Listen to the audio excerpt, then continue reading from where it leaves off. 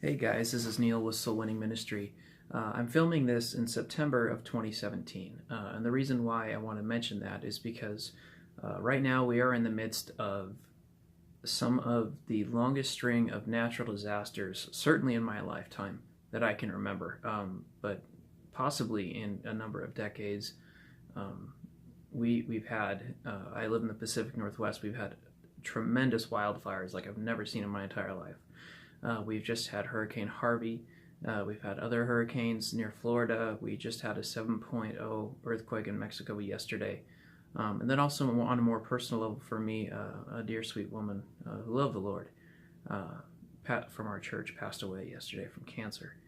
And so it got me thinking about how to, and use is not the right word, but being ready to be a light for Christ when people are in pain. In the beginning of 2 Corinthians, Paul talks about being able to use the comfort that we have received to be able to comfort others. And in those times, we must be ready when people are in pain to bring them comfort and to bring them peace and to be there for them and to provide for them. More specifically, like if it's, say, someone had a family member pass away, prepare meals or be ready to take some of the responsibilities off their shoulders so they can mourn and they can grieve. But we also need to know that during times of crisis and times of tragedy, the big questions come up very often.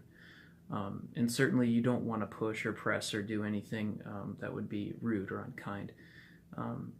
But if the person is not a believer and they know that you're a person of faith, it is very likely that they might ask you, why would God do this? Or why would God allow this? Or, why would God take my mother or my wife? Or why all these tragedies? Why would God allow evil?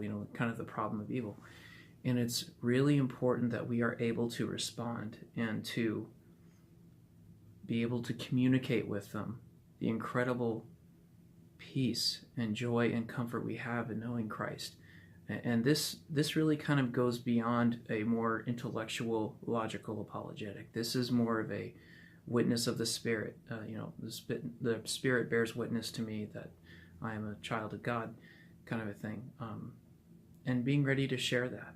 And realizing that conversation could very easily become a gospel conversation.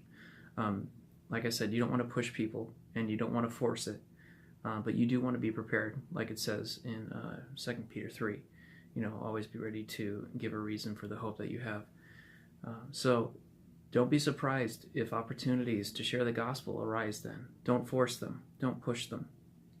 But be ready, because those questions and those comments will likely come up. And if you are ready to give a gracious, thoughtful answer, you could open doors to the gospel and possibly lead someone to the Lord that way. So during those times of crisis, be ready, because chances are the topic will come up and the discussion will happen. Take care.